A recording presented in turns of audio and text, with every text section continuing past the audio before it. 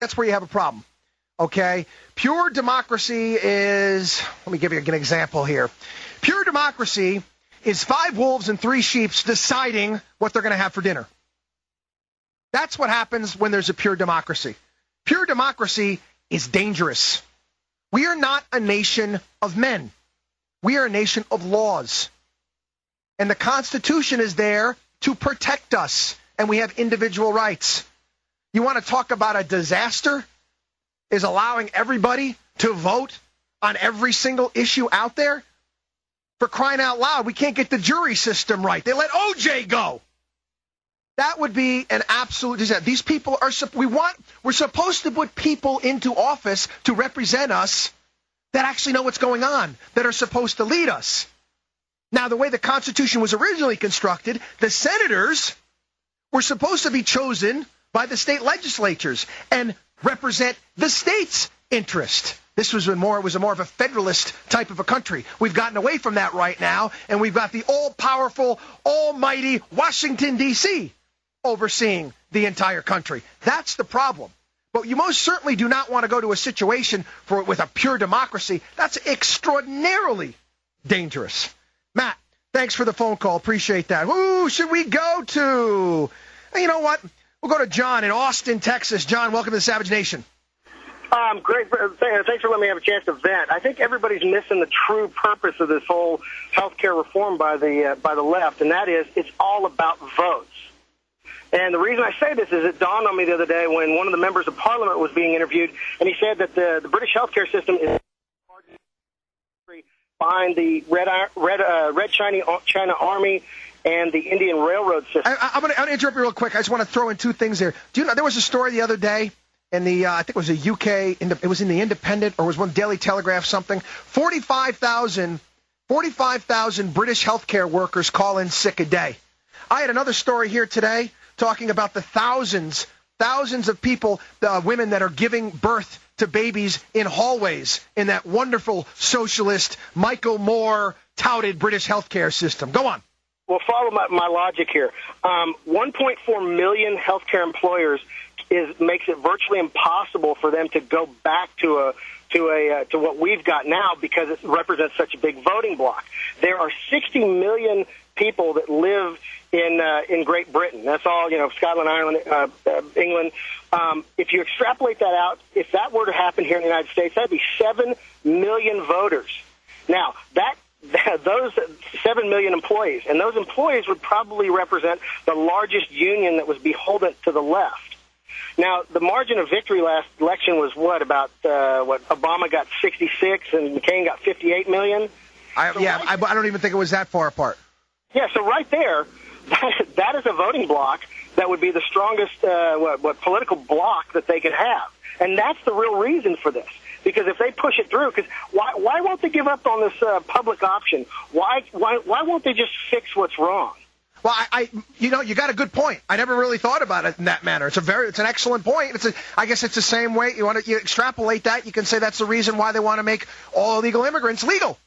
It's for immigration. It's another voting bloc. I mean, the unions are losing. They got great power now under the Obama administration, but the unions have lost power over the past 3-4 decades. I guess they got to come up with another block.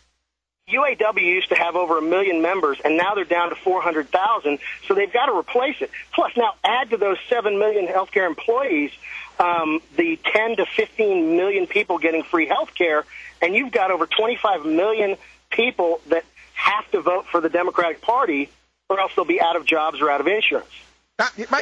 Great points. I mean, you're right on the money. Hit right on the money. Thanks a lot, John. Appreciate the phone call. We got Jimmy from New York. Jimmy, welcome to Savage Nation. It's a breath of fresh air to speak to you. Listen, I'm 79 years old. I must be doing something right in order to get to 79.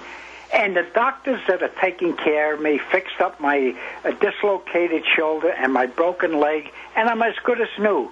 Oh, no. According to Obama, you need to consult. You need to consult with the grand bureaucracy and see whether or not, you should get those fixer-ups because you know what? You may die soon. I mean, Jimmy, you're familiar with those commercials, those credit card commercials on the air when they talk about They do stuff like restaurants or like so-and-so priceless, or so-and-so costs this, so-and-so this, dinner with your wife priceless. Life is priceless. And this is what they don't seem to understand. It's a culture of death. Life is priceless. What I would give to have extra time to spend with my loved ones and family. Go on, Jimmy. Yeah, one other thing. I listen to you, and you sound like a clone of me, or I'm a clone of you. You sound like an opinionated person, and when you talk upbeat. But when I talk like you, they tell me, what are you getting upset for? What are you raising your voice?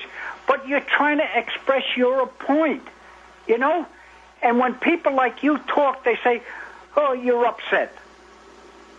And give me an answer to that. Passion is the word.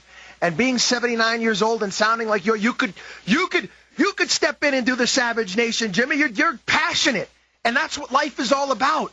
But that's what liberalism is the antithesis of, taking passion away.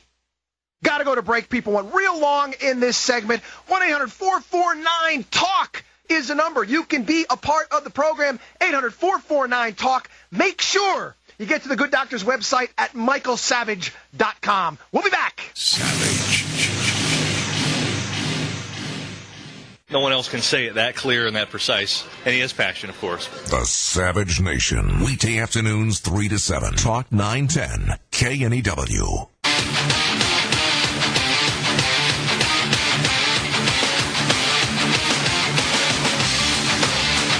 Guys, great phone calls. Spanning the globe, doing all sorts of topics from healthcare to personal responsibility to ancient Greek history. 800-449-TALK is the number. But I got to that at the end of one of the segments, and I'm feeling a little unsatisfied. One of the things that I say it every single week on my program. Everything in life that has meaning, value, and worth involves work, time, and effort. And one of the reasons, in my belief, that the Savage Nation is such a powerful and such a popular show is the peasant wisdom that is basically put across the airwaves. Stuff that our grandparents taught us. Everything in life that has meaning, value, and worth involves work, time, and effort. We need to hold on to that. We need to hold on to a nation where we're able to succeed beyond our wildest dreams, but on the flip side, also fail. I want that for my children. I want them to have that ability. But you know what? Failure comes along with it. There's two sides to it. Failure in falling down, it's a part of life. It's a part of life. Everyone falls. Everyone fails. The losers don't get up. But that's what the Savage Nation is all about. It's that type of passion. I'm going to leave you because we're going to have to end the hour here. Talked about early in the program, my wife's cousin, who I went with, was hanging out, spent a lot of time with. Recent graduate of Oxford University, bachelor's and master's degree. His first job, which he's going to be starting in about a month, is going to be about 14,000 euros. That's it. 14,000 euros a year, answering telephones for an airline.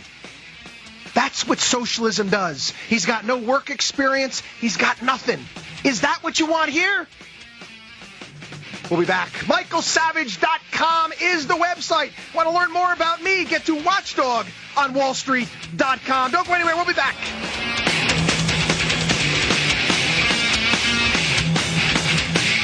Savage. Michael Savage. Afternoons 3 to 7 on Talk 910 KNEW and online at 910KNEW.com.